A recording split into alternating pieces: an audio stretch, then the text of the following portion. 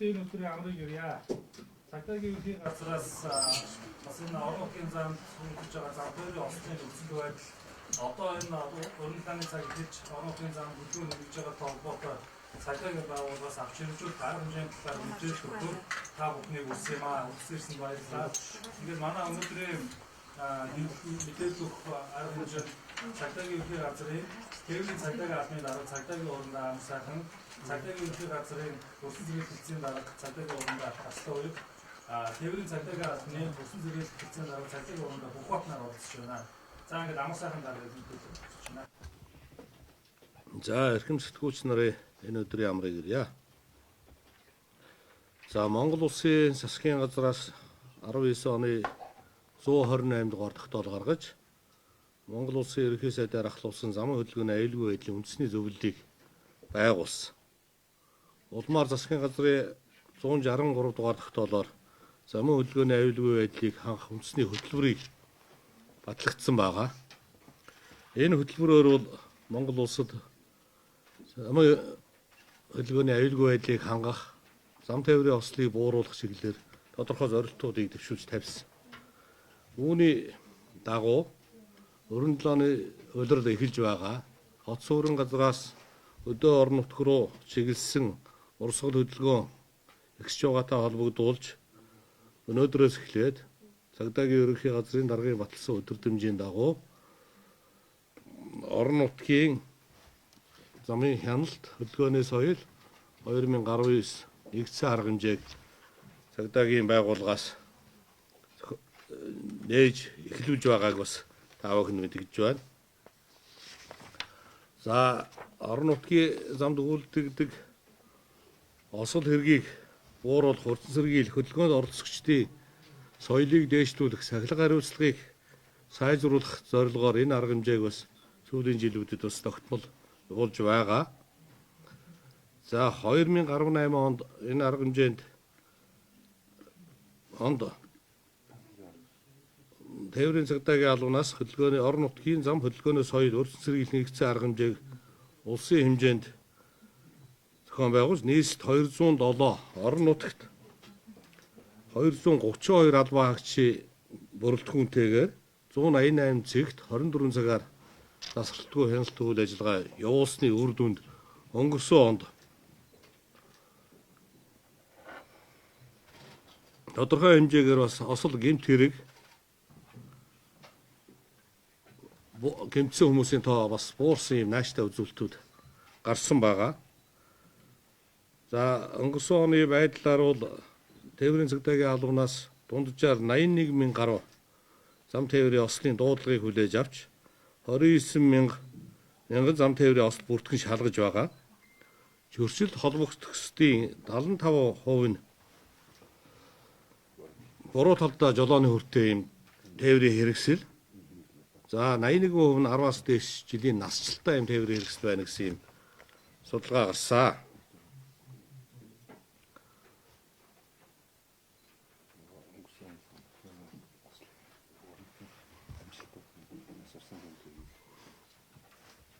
За ер нь бол Тэврийн цагдаагийн албанаас өнгөрсөн онд Тэврийн цагдаагийн алба хаагчд бол 24 цагаар үндсэндээ Монгол улсын хэвтэй болон босоо тэнхилгийн замууд дээр байнгын хяналтын шалгалтыг хөдөлгөөний төлбөрөөр зохион байгуулсан. Энэ жил ч гэсэн бас тодорхой сэвүүд дээр орон нутгийнхаа цагдаагийн газар хэлтсүүдийн хүн хүчийг мөн Улаанбаатараас тодорхой хэмжээгээр цагдаагийн албан хаагчдыг татаж оролцуулж энэ арга хэмжээг өргөжлүүлж явуулнаа. Энэ арга хэмжээ бол 6 сарын 15-наас үндсэндээ 9 сарын 25-ны хоорондох ийм хугацаанд явагдах арга хэмжээ байгаамаа. Энэ судалгаанаас үзэхэд бол орон нутгийн замд энэ 6-аас 9 сарын хугацаанд бол нийт одоо осол хэргийн болоод Осол эргийн улмаас нас барсан хүмүүсийн бараг 70 орчим хувь нь энэ саруудад бас гарч байгаа учраас ийм арга хэмжээ авч хэрэгжүүлэх зайлшгүй шаардлагатай гэж ингэж үзэж байгаа.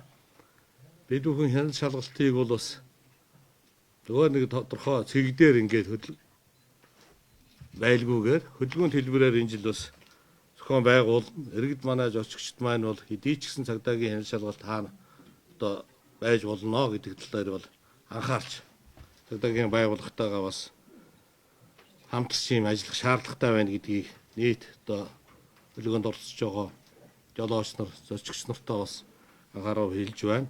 Энэ нь орон нутгийн замд гарч байгаа энэ осол хэрэгүүдийн судалгаанд үзэхээр хөдөлгөөнд оролцогчдын 70-аас 80 орчим хувь нь хөдөлгөөний хурдыг орон нутгийн замд 50-аас 80 км/цагаар хэтрүүлж байгаа. Зам хөдөлгөөнд оролцогчдын 97% нь зорчигч болон хүүхдийг буруу тээвэрснээс бас осол хэрэг гарч байгаа. За осол хэрэгт бас энэ хөдөлгөөнд оролцогчдын 78% нь шөнийн цагт гэрлээ шилжүүлдэггүй. Зогсолт болон төр зогсох хөдөлгөөний буруу хийдэг. За согтууруулах хундааг бас хэрэгэлдэг. Бүрэн бус тээврийн хэрэгслээр хөдөлгөөнд оролцдог зэрэг хүчин зүйлүүдээс болж энэ эдгээр осол хэрэгүүд гарч байгаа гэдгийг бас нийт иргэддээ жолооч нартаа бас тээврийн цагдаагийн албанаас анхааруулж байна. Та бүгдийн бас анхаарал болгоомжгүй энэ үйлдэлүүдээс болж хүний амьдрал ямар их нөхөж оршгүй хор уршиг учирдаг гэдгийг бол байнга манайхан санаж өөрөөр хариуцлага бас энэ хөдөлгөөнд оролцож ухамсарлаж байхыг манай албанаас бас 19-оор та бүхэндээ харуулж хамтарч ажиллахыг уриалж байна. За ингээд та бүхний асуусан хариултанд асуултанд хариулъя. За манай спикерс аймаг орны нутгийн чиглэлээр хамгийн зам дээр хангалттай яг энэ дээр ямар байгаа. анхаарал хандуулаад үйлчлэх тэр зам дээр ингэж яаж хадгалах гэдэг нь буурах юм. Ийм анхаарал За ерөнхийдөө бол осол хэргийг хаана ямар аймагт ямар зам дээр гараад байгаа одоо бидний ярьдгаар хар цагийн судалгаа гэж байдаг. Энэ судалгаа бол цагдаагийн байгууллагад байгаа. Энэ судалгаагаа дүршгэлээд үндсэндээ өөрсдийн эргүүл чиглэл постуудыг бас 24 цагаар ажилуулах ийм үүрэг чиглэлүүдийг өгсөн байгаа. За осол хэргийн хувьд бол өнгөрсөн онд бас зарим аймагуудад дээр нэлээдгүй өссөн ийм үзүүлэлт байна. Энийг бас та бүхэнд хэлээд өгье. За тухайлбал Баян Хөдгийн Баян хонгор Төв аймагт гэмт хэрэг зам тээврийн ашиглалтын эсрэг гэмт хэрэг 2-оос 2.5 дахин өссөн. За хэргийн улмаас нас барсан амь насаа алдсан хүний тоо үзүүлэлт Аранга Баян хонгор Булган Төв аймагт 2-оос 2.6 дахин, Говь Сүмбэр Завхан Орхон Сүхбаатар Төв Хөвсгөл аймагт 2.6-аас 7 дахин өссөн ийм үзүүлэлт байгаа. Энэ аймагуд болон энэ гарч байгаа осол хэргийг бууруулах бас урьдчилан сэргийлэхэд гол анхаарлаа тавьж ажилланаа.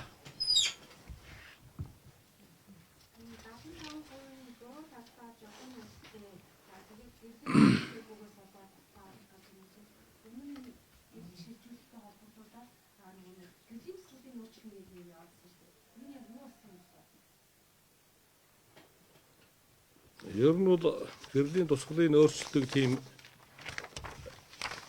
бас саналууд бол гарч бас тодорхой хэмжээгээр энэ техникийн шийдлүүдийг хийх ажлыг бол зарим газрууд бол эхлүүлсэн. Энэ бол бас жолооч нартай өөрсдөө холбоотойгоор тухайн байгууллагатай энэ техник хэрэгслийг авчирсан байгууллагатай ярилцаад өөрийнхөө гэрлийн тохиргоог тааруулах бас боломж бол манад байгаа.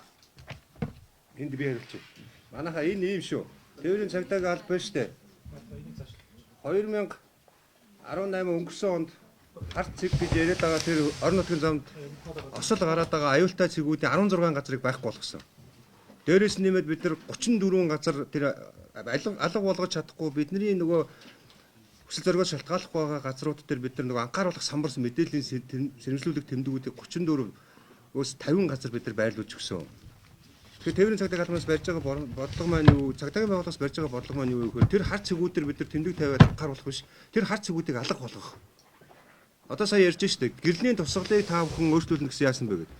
Эний чинь бүр 2023 оны энэ Монгол нөгөө үндэсний аюулгүй байдлын замын хөдөлгөөний аюулгүй байдлын анх үндэсний зөвлөлөөрөө шийдвэрлээд энэ тээврийн эхлүүд чинь бүр яг Монгол улсын стандарт нийцсэн байхгүй болгоё гэсэн санал санаачлалыг хүргүүлчихэд байж штэ. Тэгэхээр энэ нэг үйлдвэрээс тогтооцсон байгаа үйлдвэрийн цаанаасаа ингээд техникийн шаардлагыг өгөгдсөн байгаа юмнуудыг энэ давцраар засна гэдэг бол өөрөө юу? Ахаад тэрнээс олон хүнийг зам тээврийн осолд аваач ийм эрсдэлтэй нэгдэлтээр бол. А нөгөө тал дээр бол яг ингээд үүссэн байгаа энэ Монгол улсад байгаа 60-70% нийслээд байгаа бурууталтай өрөөлтөд үүссэн байгаа нөхцөл байдал зүгээр харж сууж агаад гэрэл шүжүүлэхгүйгээсээ болоод зүгээр харж сууж агаад гүс төрүүлэхгүй буруу хийснээс болоод маш олон хүнийг хохироож амнаас нь алдуулж таахгүй шүү дээ. Тэгэхээр үүсэн байгаа нөхцөл байдалд авч хэрэгжүүлж байгаа арга хэмжээнүүд энэ саяны гэрэлний тусгалыг өөрчилж байгаа хэлбэрүүд бол тэрнээс бол үйлдвэрээс тавьсан энэ танаасаа техник өгдөх нь ийм буруу өгөгдөлтэй юмнуудыг энчээ засна гэдэг бол бас л төвхтэй л асуудал шүү.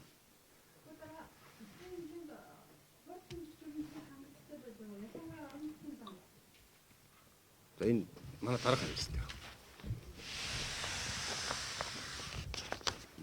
За хурд хэмжигчийг гэдэг бол манай албанд бол хуучин бол сэцэн тоогоор байсан. Орон нутгийн замд хэрэгжилж байсан. Өнгөрсөн он цагдаагийн ерөнхий газраас хөрөнгө оруулалт хийж Монгол улсын бүх аймагуудад за мөн аймагуудын доторх цагдаагийн зарим салбар хилцүүдэд бол бүгд нь хурд хэмжигчийг авч өгсөн байна.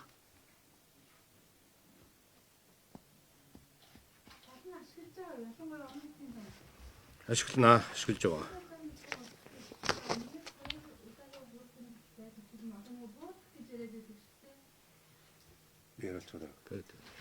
За ийм байна. Хурд хэмжигчийг байна штэ. Бид нар иргэдийн нөгөө иргэдийн төсөөл тохируулж бид нар ашиглаж байгаа шүү.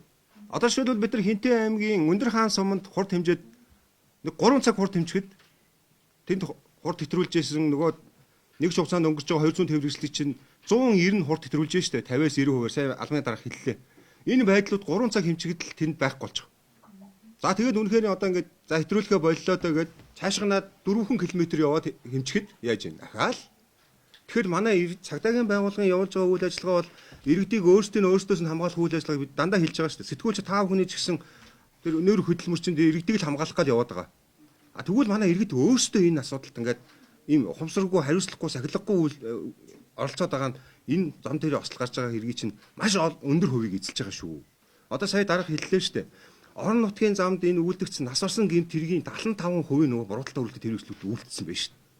Эдгээр чинь өөрөө Монгол улсын хэмжээнд энэ статистикаар эзэлж байгаа хувь нь 63% л байгаа шүү дээ. Улаанбаатар хотод бол баруун гарталтай өрөвтөн 63%, тийм ээ, улсын хэмжээнд 53% л эзэлж байгаа. Тэгсэн хэрнээ нөгөө зам тээврийн осолт эзлэх хувь нь 71-80 хүрлээ шүү дээ одоо. Ийм учраас бид нар тэр 2023 оны Монгол улсын ерөнхий сайдаар командлуулсан зөвлөл дээр энэ бурууталтай өрөвтөй тээврийн хэрэгслийг ашиглалтыг ер нь ингэж одоо бүгд Улаанбаатар хотод байгаа 150 мянган пүрүсийг бид нар нэг дор арилгаж чадахгүй шүү дээ. Тийм учраас энэ санал санаачлагуудыг бид нар бодлогоор ингэж гаргаж өгөөд Монгол улсын замын хөдөлгөөний аюулгүйн тухай хууль дүрмэд нийцсэн тээврийн хэрэгслийн ашиглалтыг болгож өгөөч гэсэн ийм санал санаачлагыг хүргүүлчихэд байгаа. Энэ стратегийн төлөвлөлтөнд хийгдэх ажиллаа гэж ингэж ойлгох хэрэгтэй байна. Тэгэхээр хурд хэмжигчийг бол бид нар тэр одоо яста 24 цаг амраахгүй ажиллаж байгаа л гэж ойлго. Орон нутагт байгаа хурд хэмжигч нарыг. Энэ дээр бас та бүхэн хэлсэн бас аян зохион байгуулалт нь гэсэн. Энэ талаар өсөн зэрэг хэлсэн дараа хурамдаа аслуувыг бас та бүхэнд мэдээлэл өгнө.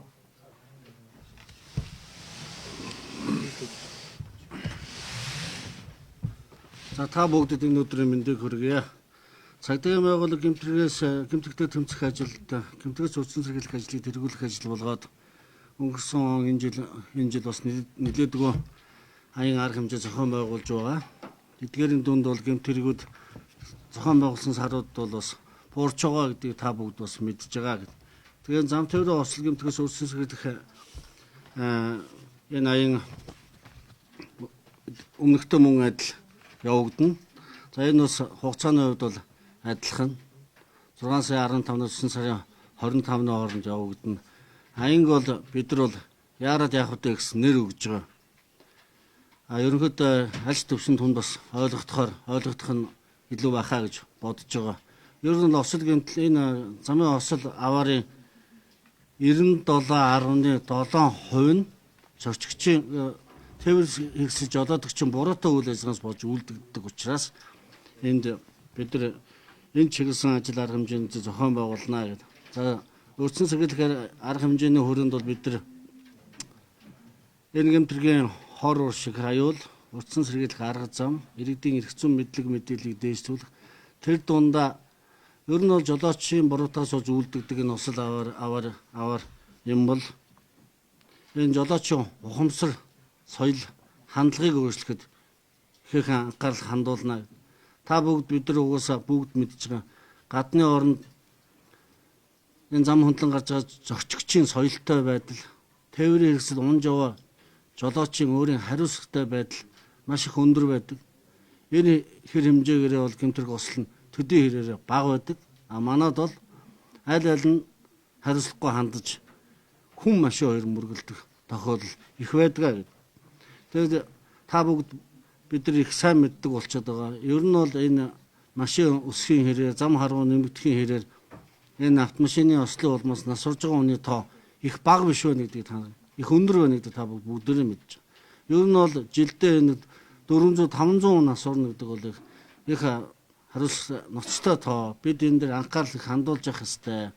Тэгээ энэ ажлын өрөөнд бид нар ухаалаг нөлөөлөл мэдээлэл сурталчилгааны ажлуудыг нэлээд хийнэ гэж хэлсэн. Ямар ажил жоохон өөр байдлаар хийх гэдэг өнөختө зэрэг хандлага соёлыг төлөвшүүлэхийн тулд энэ нөлөөлөл сурталчилгааны контентууд их явуулж явах хэрэгтэй. Тэгээ байнгын татамжтай контент явуулахын тухайд бид нар Улаанбаатараас хотоос гарч байгаа 5 цэгийн 4 цэгт нь буюу энэ Дорн Тэнтэс Сүхбаатарын чиглэл, Дорногов сайн шанзын чиглэл, Тархын Эрдэнэ Сэдэнгийн чиглэл, Баруун Таван аймгийн Өвөр хангаан чиглэлд их том мэдээлэл самбарууд бусад орны цагдаагийн байгууллагаас авдаг шиг том самбарууд, мэдээлэл самбарууд тавьж байгаа. Тэр самбар дээр жолоочд хэрэгтэй, зорчигчд хэрэгтэй мэдээллүүдийг байршуулна. Тэр мэдээлэл нь бид нар бол машин шүнж ялгаагүй явдаг учраас гэрэлтүүлэг хүртэл тавьж байгаа. Тэгэхээр тэндээс нэлээд хүмүүсүүд мэдээлэл авч энэ хурдны зам эхлээд хотоос суурин өнгөрөх хотын замаар хөдөөний орон нутгийн зам эхэлж хурдтай явж магадгүй төр цэгүүд дээр нь тавьж байгаа. Мэдээлэл самбаруудыг бол дайраад өнгөрөхгүй тэнд нь хурд сааруулагч гэдэг байршуулж байгаа.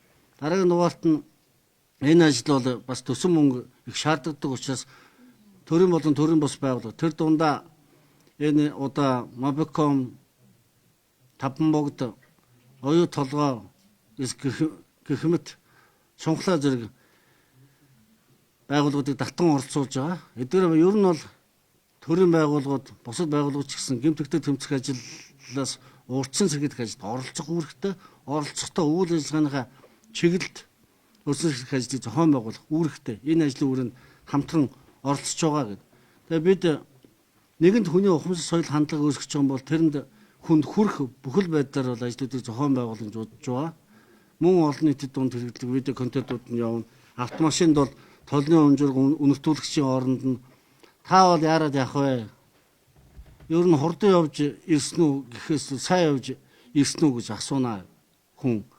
Та Улаанбаатар хотоос Доронтод 17 цагт очиж бол яаралгүй 19 цагт очичоо. Ер нь бол хурдыг өхөл утж байдгаа гэсэн зорилтод мессежүүдийг тавиад явуулна гэдэг. Ер нь бол нийт бид нар тараах материалууд байнга бас дутагдaltaй байдаг. Энэ удаа бол харьцангуй гайгүй байна. Энэ олон төрийн бус байгууллагууд, аж ахуйн дэд байгууллагуудын дэмжигтэй ерөнхийдөө бол 40-50 мянган тараах материалыг наана машинуудад тэгээд хүнд очиж байгаа мессеж учраас хүн тэрнээс мэдээлэл авч өөрийн гаргаж байгаа үйл хөдлөлтөө янз өөрчлөлт авчих байхаа гэж бодож байгаа. Дараагийн дугаарт нь бид нар энийг бол зөвхөн цагдаагийн байгууллагаас мэдээлээд байхгүй. Энэ зам тээврийн асал аваараас өрсөн сэргийлэх нь бүх нийтийн үйл хэрэг энэ Монгол улсын асуудал. Энэ бид нар энэ инфлюенсер буюу олон танил хүмүүсүүдийг автомашины холбоотуудыг бүгдийг татан оролцуулна. Таньдаг мэддэг хэл, таньдаг мэддэг насныхын онцлогоор мессежүүдийг түгэнэ. Тэгээд та бүгд хэвлэлийн ажилтнууд та бүгдийг бас телевиз зараадаг бас хүсэж байгаа. Бид нар Монгол хүний аймнаас эрүүл мэндийн асуудал, тэрнээс урьдчилан сэргийлэх асуудал ярьж байгаа. Гинтээ ослын асуудлыг ярьж байгаа. Энд бол та бүгдийн бас хуулиар хөлөөс үүрэг оролцох өндөр байгаа. Энд дээр та бүгд зөвхөн нэг хоёр осол гэдэг нэг хоёр зөрчилд анхаарал хандуулахаас илүү энэ жолоочийн үүрэг хариуцлагыг нэмэгдүүлэх энэ Монгол улсад байгаа энэ жолоочийг соёлтой болох асуудал. Одоо аль нь болон бид нар өнөөдөр хүртэл энэ гэрлээ шилжүүлсэнгүй тэр согтой явсан тэр буруу тэмдэглэл тавьсан байсан энэ ачаад дэш гэвтрүүлсэн гэж ярьдаггүй баймаар энэс босон гэж ярьдаггүй. Ийм байхгүй төвшөнтөнд соёл хандлагыг төлөвшүүлэхэд та бүгдийн энэ хэвлэл мэдээллийн байгууллагын үүрэг оролцоо их өндрөө гэж үзэж байгаа. Тэгээд энэтэй холбоотойс хамгийн сүүлд нь бид нар зөвхөн мэдээлэл сурчлагын ажил хийхгүй. Энд гэмтрийн шалтгаан өгсөг арилгахад нь бол их анхаарал хандуулна. Тэр олон хар цэгүүд төр байгаа тэр хар цэгүүдийг арилгадаг чиг үүргийн байгууллагууд гэмтрийн шалтгаан өгсөлтөнд үндэслээд мэдээлэл шаардлага гэж тэрийг нөм мөр арилгуулах энэ осол гэмтлээс гарч босгүй осол аваас үдсэн сэргийлэх чиглэлээр тэр бодит үдсэн сэргийлэх ажлуудыг тухай бүртэн зохион байгуулж арга хэмжээ авнаа гэж төлөвлөж байгаа. За баярлалаа. За эрхэм сэтгүүлчнэртэй баярлалаа. Түр хүлээж байгаарай. За та бүхэнд баярлалаа. Тэр мэдээллүүд манай самбараас аваад таваарай. Энийг манайд бүгдийг нэг хуудаад авчих болно. Хоёрдугаарт манай зар харсан бах одоо манай дотоод хэргийн их сургуулийн төгссөн төгсөгчдийн томилгоо гэрээ байгуулах арга хэмжээ явагдана. Энэ бол эрүүл хамгаалтын газрын чагсаалын талбайд явагдана. Манайхаас одоо энэ гаднаас 15 оны багтаамжтай автобус хөдлөнө. Та бүхэн энэтэй одоо хамт явах сэтгүүлчнэр байна уу? Одоо байж байгаа. Энэ бол маш онцлогтой зүйл шүү манайхаа. Одоо 4 жил цагдаагийн сургуульд суралцаад өнөөдөр цагдаагийн сургууль гэдэг маань нэг онцлогтой. Нэг суралцаад мэргэжлээ эзэмшээд өнөөдөр Монгол улсын өнцөг булан бүрлөө энэ мэргэжлийн чиглэлээр ажиллахаар томилгоогоо уншина. Томилгоо уншсны дараа тэгээд нутаг дэвсгэрт орж ажиллана. Тэгэхээр та бүхэн маань одоо бид нартай хамт яваад энэ сурвалжлал руу явна гэж найдаж байна. За яг явах хүмүүс байна уу?